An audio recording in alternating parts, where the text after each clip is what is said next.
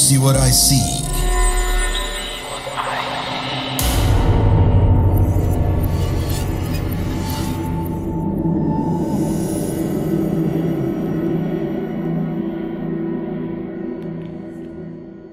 Malam ini saya akan bercerita tentang sosok bayangan hitam yang sering menghantui orang-orang di rumah saya. Oke, cerita ini kita mulai ya.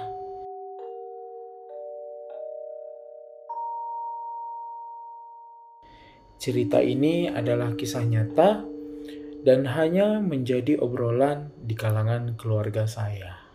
Beberapa waktu yang lalu, saya sudah bercerita tentang salah satu jembatan yang ada di Jalan Trans Sulawesi yang telah banyak memakan korban. Nah, malam ini saya akan bercerita tentang sosok makhluk yang ada di rumah saya dekat jembatan tersebut. Jadi, rumah saya ini terletak di sebuah desa di selatan kota Palopo, Sulawesi Selatan. Nah, kebetulan salah satu jalan di desa ini ada yang diberi nama Jalan Pengayoman.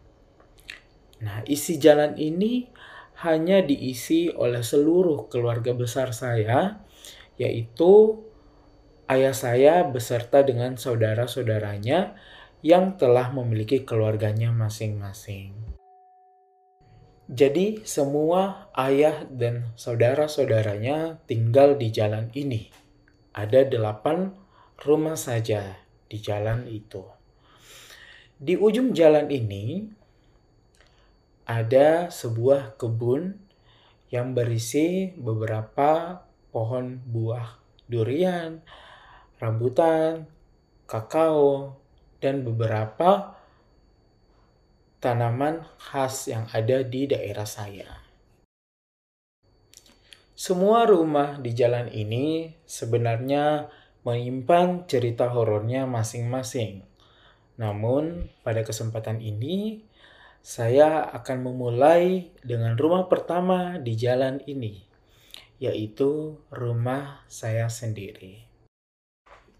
Dulunya, dari sejak ayah dan ibu menikah, beliau diberikan lokasi atau tanah paling depan. Tanah yang paling dekat dengan jalan raya, dan itu dekat dengan jembatan horor yang saya sempat ceritakan di akun Instagram saya. Dan akhirnya dibuatlah rumah panggung di daerah tersebut atau di lokasi tersebut. Hingga saat saya usia 4 atau 5 tahun, dan saat itu katanya sih aman-aman saja. Tidak ada cerita khusus dan memang tidak pernah ada yang kakak saya ceritakan apapun. Betul, selama ini kakak saya sendirilah yang sering menceritakan hal-hal yang janggal yang terjadi di rumah saya ini. Tetapi saat usia 5 tahun dan alhamdulillah akhirnya diberikan rezeki, dibongkarlah rumah panggung ini dan dibangunlah sebuah rumah yang baru berlantai 2, yaitu bukan rumah panggung lagi. Sebelum saya lanjutkan, saya akan memperlihatkan dulu denah rumah saya di jalan tersebut. Jadi ini denah rumah saya. Jadi bisa dilihat rumah saya tepat berada di sudut paling depan jalan tersebut. Dan langsung berhadapan dengan Jalan Trans Sulawesi. Di sebelah kanan ada sungai dan di belakang rumah saya ada sebuah kebun, dan di sebelah kanan rumah saya hanya beberapa meter itu adalah jembatan horor yang pernah saya ceritakan sebelumnya. Singkat cerita, akhirnya kami menempati bangunan rumah yang baru ini. Waktu itu, penghuni tetap rumah ini hanya ada ayah, ibu, saya dan 3 orang saudara. Karena 4 saudara lainnya bersekolah di ibu kota provinsi saat itu.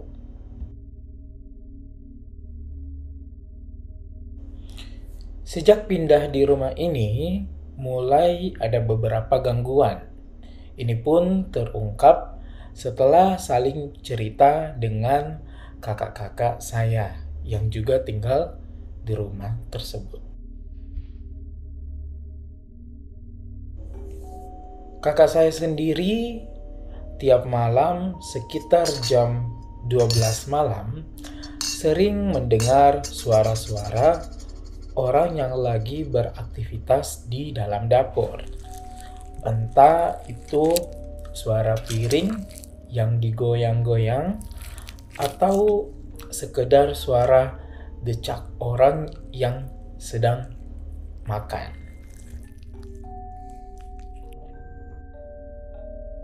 Nah, selanjutnya di rumah ini tiap kali ada yang bangun untuk sholat malam pasti mengalami satu pengalaman yang serupa. Ayah dan ibu pastinya yang lebih sering mengalami.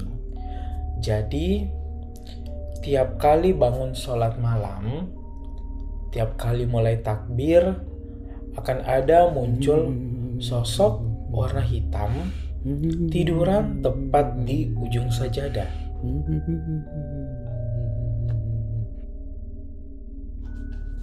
Sosok hitam itu seperti sedang menggigil sambil menekuk lutut, seperti posisi orang yang sedang demam menggigil dan bersuara.